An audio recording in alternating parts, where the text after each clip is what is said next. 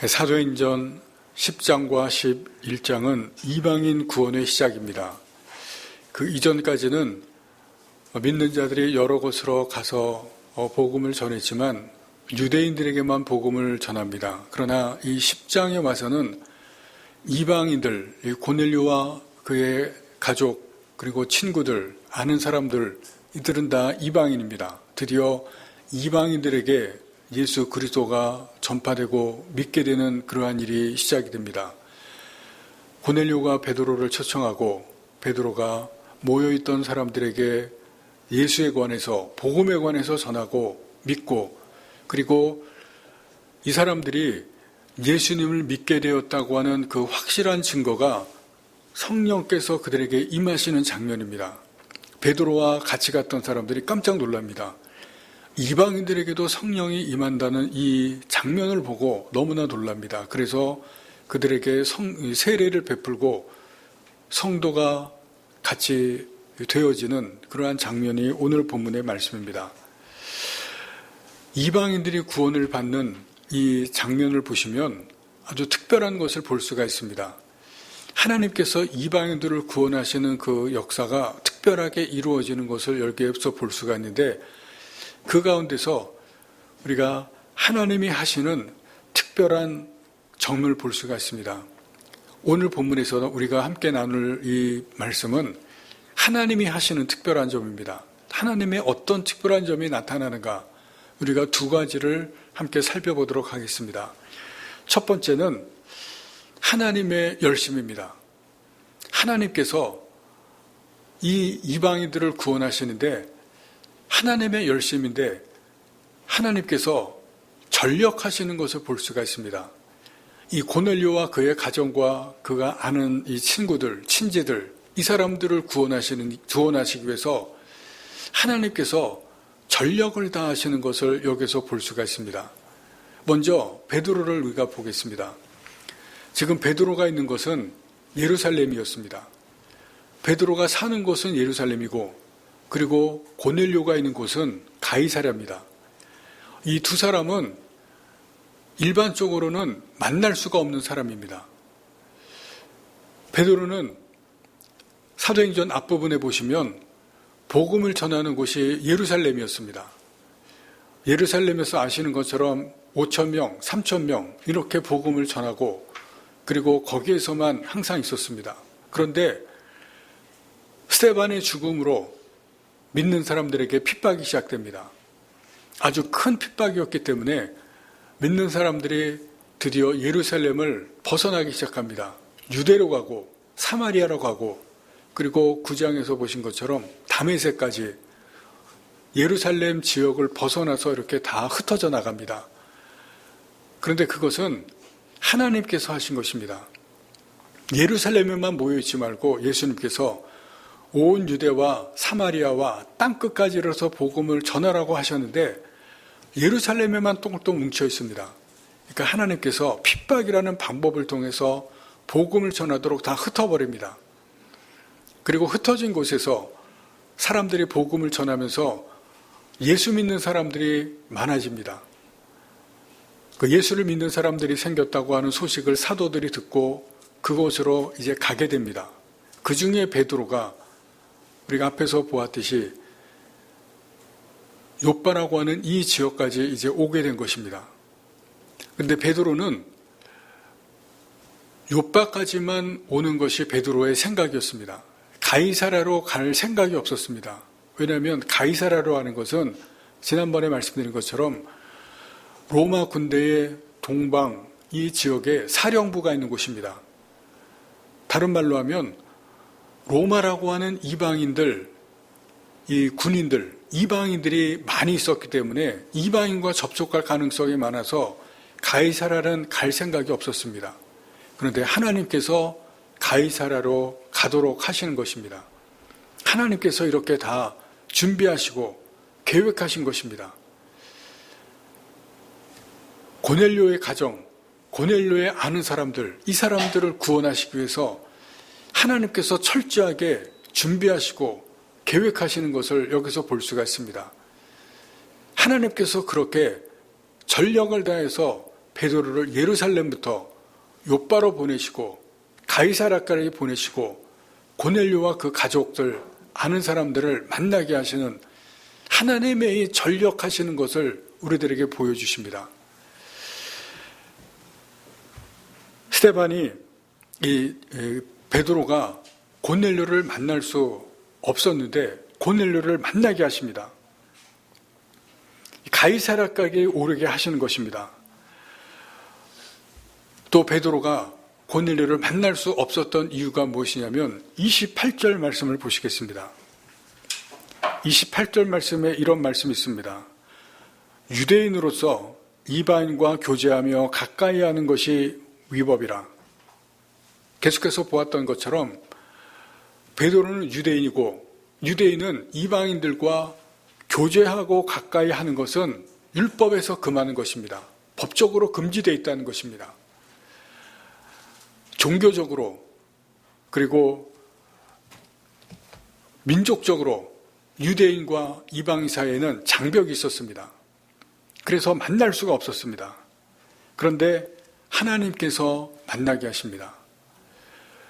베드로에게 환상을 보여주셔서 고넬료에게 가게 하시고 그리고 고넬료에게 환상을 보내주셔서 베드로를 초청하게 하십니다. 하나님께서 두 사람에게 환상을 보여주시면서 이 베드로에게 특별히 환상 가운데서 하나님께서 말씀하십니다. 그리고 그 환상의 의미를 베드로에게 계속해서 생각하게 하시는데 오늘 본문에 보시면 그 의미를 깨닫게 하십니다. 28절 말씀 하반절을 보겠습니다. 내게 지시하사 아무도 속되게 하거나 깨끗하지 않다 하지 말라 하시기로 하나님께서 말씀하신 것을 베드로가 이제 고넬료를 만나면서 생각하면서 왜 만나게 하셨는지를 알게 하시는데 34절 35절 말씀을 계속해서 봅니다. 베드로가 입을 열어 말하되 내가 참으로 하나님은 사람의 외모를 보지 아니하시고 각 나라 중 하나님을 경외하며 의를 행하는 사람은 다 받으시는 줄 깨달았도다. 마지막에 보시면 깨달았다는 말씀이 나옵니다. 고넬료를 만나고 나서 고넬료의 말을 듣고 나서 그 환상을 하나님께서 내게 보여주신 의미를 깨닫습니다. 이방인을 만나게 하시고 이방인에게 복음을 전하게 하셨다는 것이 환상의 의미입니다. 드디어 하나님께서 나를 왜 환상을 보여주셨는지 이방인들이 속된 것이었는데 부정한 것이었는데 복음을 전하게 하셔서 하나님께서 깨끗하게 하셨구나. 그것을 깨닫게 하시는 것입니다. 그리고 이방인과 유대인 사이에 그 높은 장벽을 하나님께서 깨뜨리게 하신다는 것을 드디어 깨닫게 됩니다.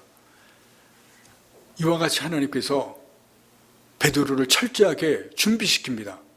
왜냐하면 이방인 고넬료와 그의 가족, 그의 친지들을 구원하시기 위해서 하나님께서 그 열심을 가지시고 철저하게 그리고 하나님께서 모든 전력을 다해서 준비하시고 구원시키는 것을 볼 수가 있습니다. 그리고 오늘 본문에서 두 번째로 우리가 볼 수 있는 것은 하나님의 일방성입니다. 요즘 우리가 매일 성경에서 사무엘 하를 지금 보고 있습니다.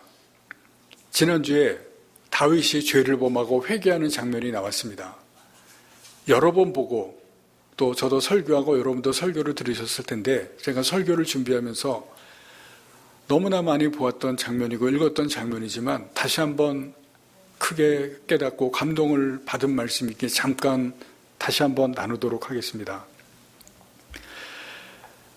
다윗이 간음하고 살인을 했습니다. 하나님께서 다윗이 그것을 깨닫지 못하다 나단 선지자를 보내서 말씀하시는 그러한 장면이 나옵니다.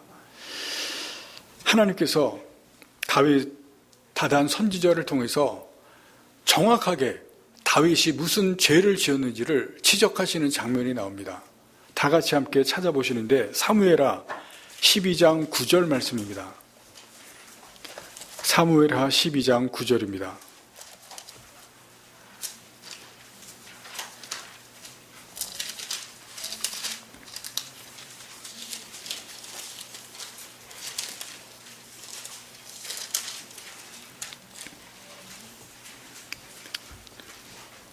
사무엘하 12장 9절 480페이지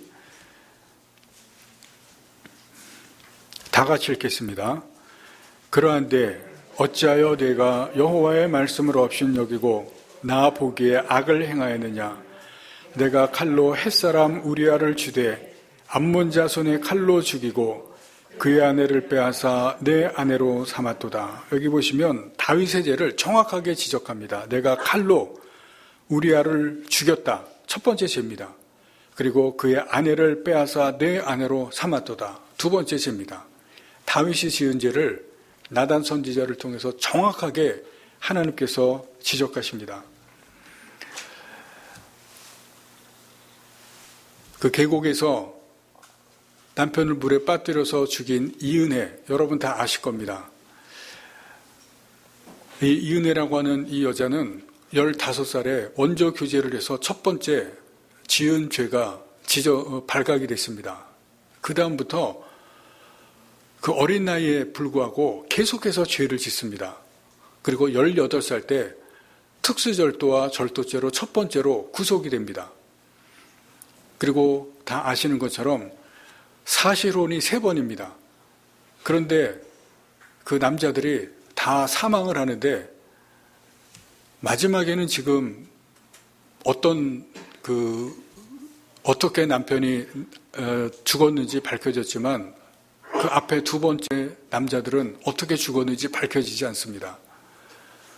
3 남자들이 다 죽음을 당하는데 여러분 여기에서 우리가 잠깐 생각해 볼 것은 이 3번째 남자와 살면서 다른 남자와 살았습니다. 간음입니다.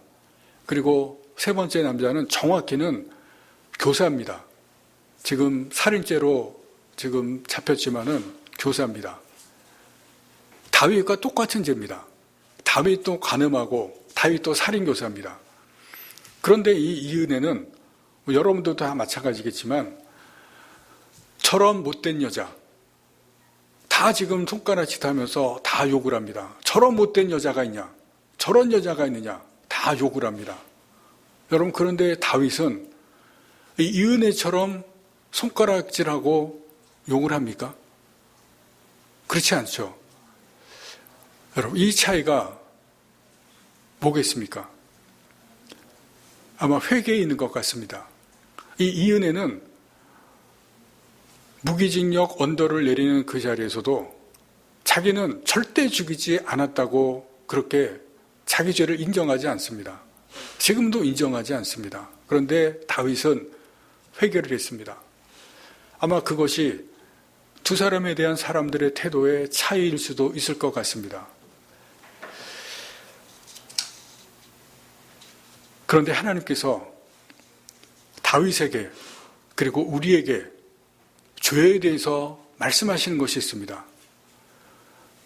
조금 전에 읽은 이 말씀 가운데서 다윗의 죄를 정확하게 지적을 하셨지만 그러나 다윗에게 죄가 무엇인지를 말씀하시는 것이 있습니다. 다시 한번 사무엘하 12장 9절 말씀 앞에 부분을 보시기 바랍니다. 어찌하여 내가 여호와의 말씀을 업신여기고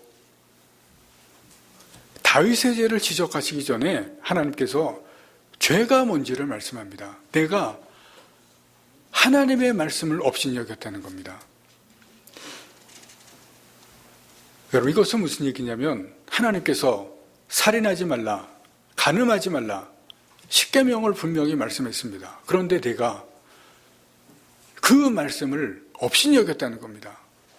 하나님의 말씀을 업신여긴 것이 내 죄라는 겁니다. 근데 여기에서 하나님께서 더 나가십니다. 10절 말씀을 보시겠습니다. 이제 내가 나를 업신여기고 하나님의 말씀을 업신여기는 것뿐만이 아니라 하나님을 업신여겼다는 겁니다. 여기에서 업신여겼다는 이 단어는 영어로 보면은 데스파이어입니다. 경멸했다는 겁니다. 우리나라 말로는 이렇게 좀 약하게 번역했지만 이 단어의 원래는 하나님을 경멸했다는 겁니다.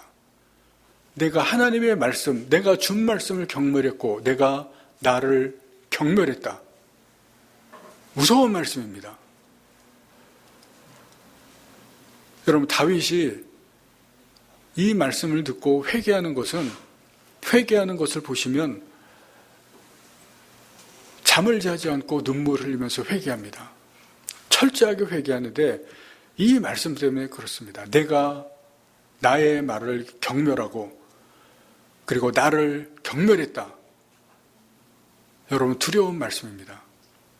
사무엘상 2장에 보시면 하나님께서 사무엘에게 하시는 말씀이 있습니다. 어린 사무엘에게 엘리 제사장의 두 아들이 하나님 앞에 범죄하는 그러한 장면들이 나옵니다.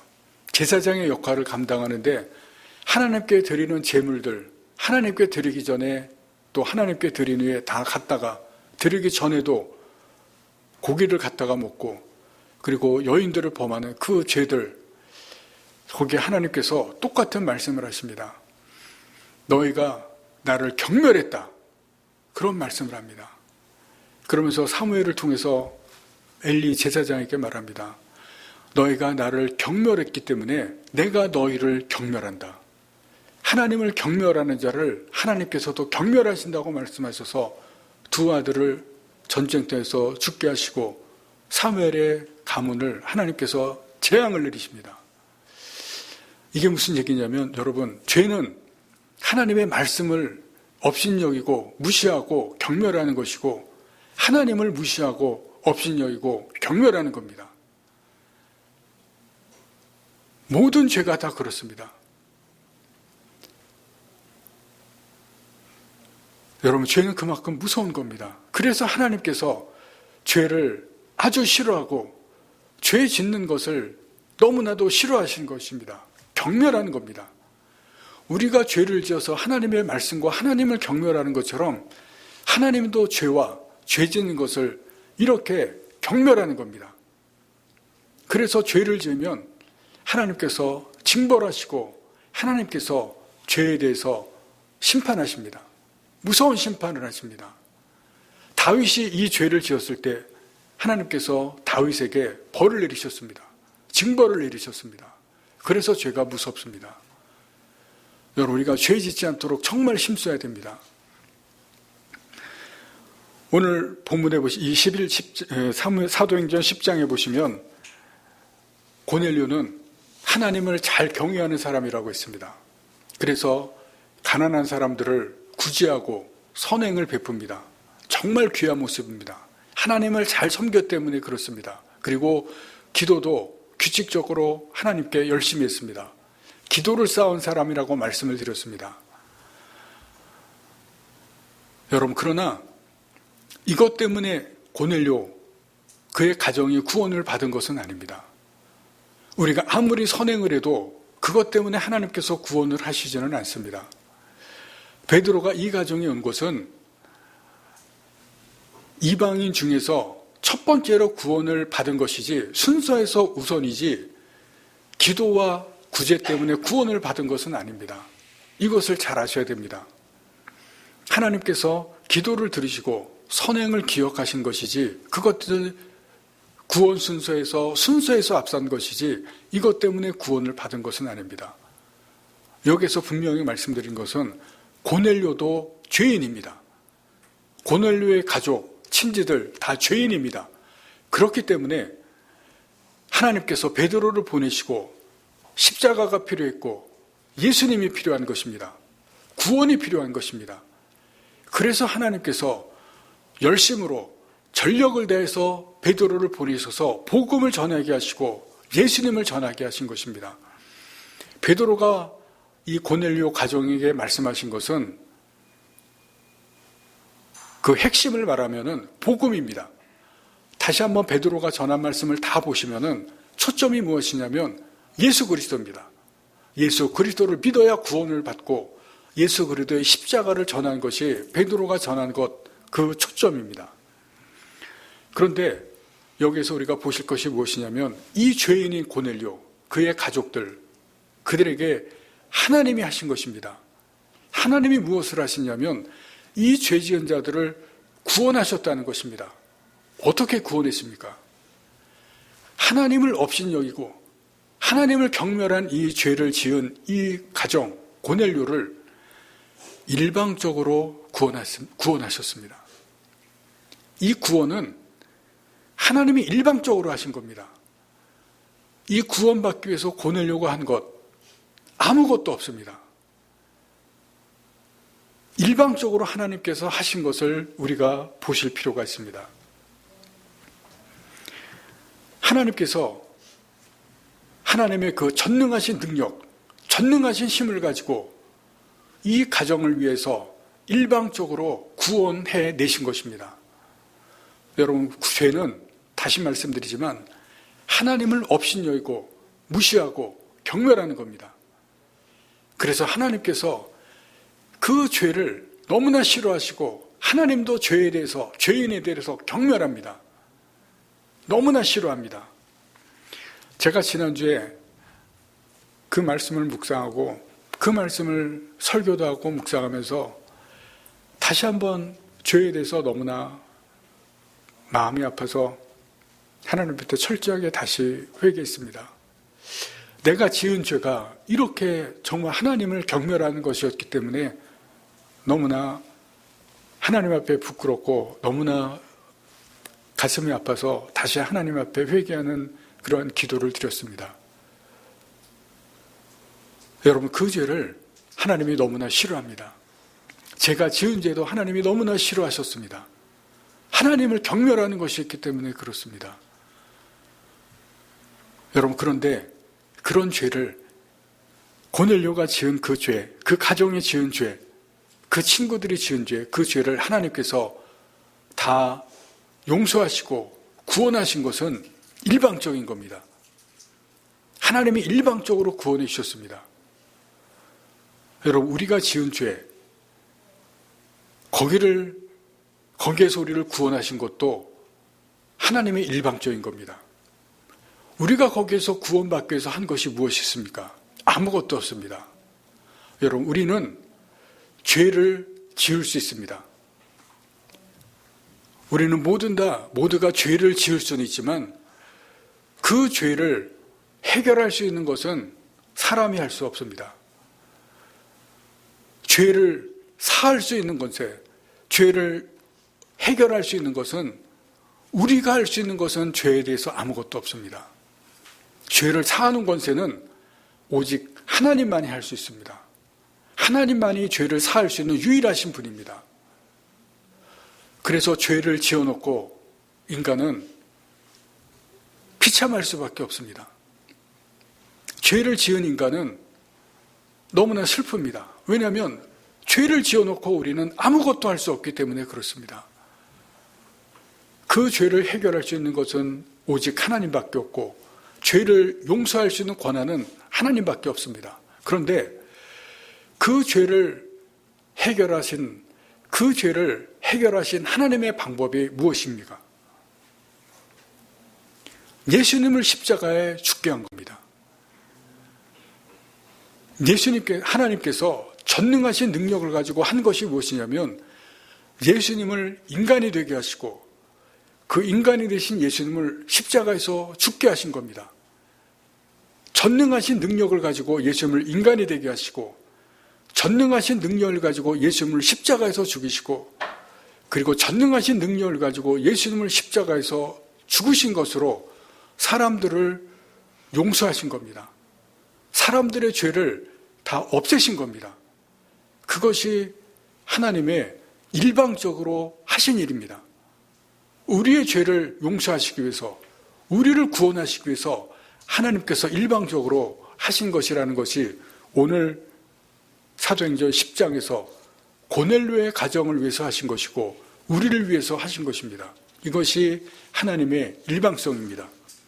하나님께서 일방적으로 하신 것입니다.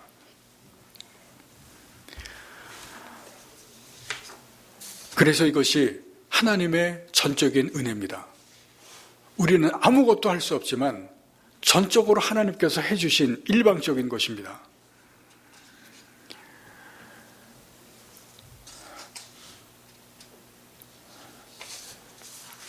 여러분, 하나님께서 우리에게 이 은혜를 주셨습니다. 일방적으로 주신 것입니다. 나를 구원하시기 위해서도 하나님께서 전적으로 하나님의 열심으로 해주신 것입니다. 누군가를 준비시키셨고 누군가에게 복음을 듣게 하셨습니다. 우리를 준비하신 것으로 보내셨고 말씀을 듣게 하셨습니다. 여러분, 우리가 예수님을 믿기 전에는 의심이 있었습니다. 저도 의심이 굉장히 많은 사람이었습니다. 누구보다도 의심이 많아서 모태신앙이지만 정말 예수님을 나의 구주로 믿기 전까지는 수많은 의심이 많았습니다. 성경도 의심했고 십자가도 의심했고 예수님이 정말 내 죄를 용서해 준다는 것이 이것이 정말 믿을 만한 것인가? 수많은 의심이 있었습니다. 그런데 그 의심을 깨뜨리시고 예수님을 나의 구주로 받아들이도록 여러분들 한 사람 한 사람을 그렇게 하도록 하나님의 전력이 있었습니다. 하나님께서 그렇게 열심을 내주셨다는 것을 이 고넬료를 통해서 우리들에게 가르쳐 주셨습니다.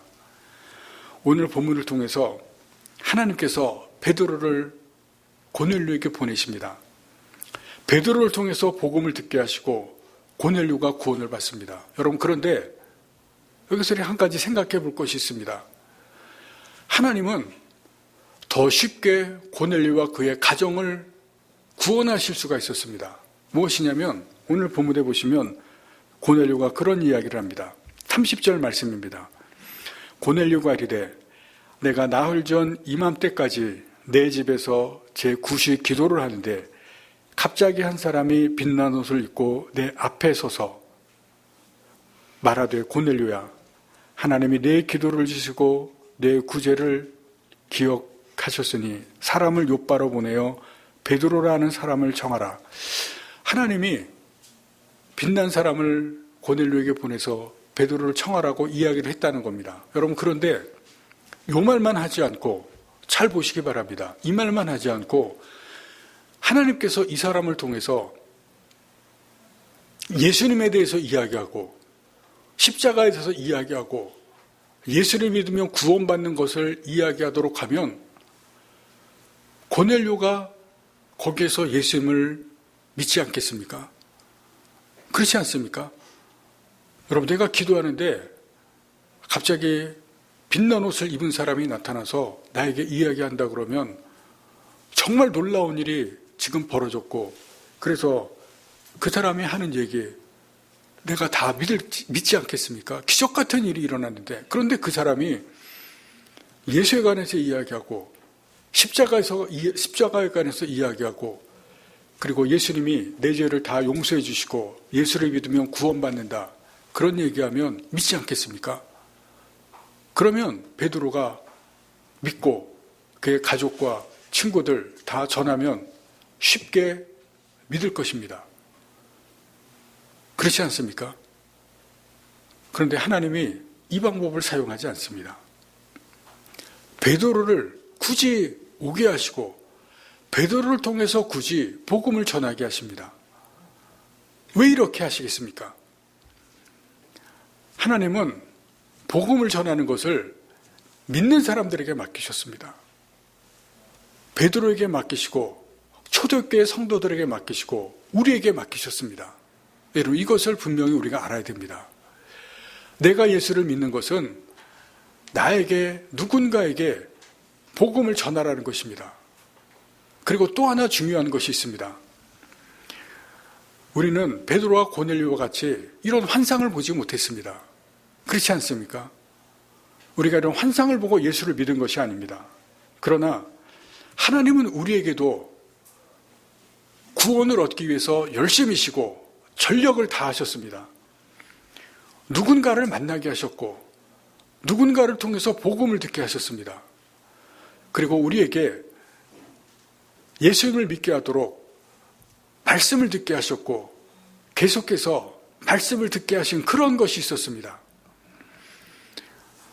환경과 상황과 일들을 통해서 하나님의 살아계심을 경험하게 하셨고 하나님의 은혜를 경험하신 것이 있었습니다. 그 모든 것을 통해서 하나님께서 열심으로 전력을 다해서 나의 마음을 여시고 예수님을 믿게 하시는 그러한 하나님의 열심이 있었다는 것입니다. 여러분, 그걸 아셔야 됩니다. 그래서 우리가 예수님을 믿게 되었습니다. 지금도 하나님은 누군가를 구원하시기 위해서 그렇게 하십니다. 그런 하나님의 열심과 하나님의 전력이 있습니다. 그 사람이 그것을 깨닫고 마음을 열고 예수를 믿으면 구원을 얻습니다. 우리가 지금 어려움이 있는 분이 있을 것입니다. 다 삶에 힘든 부분이 있습니다.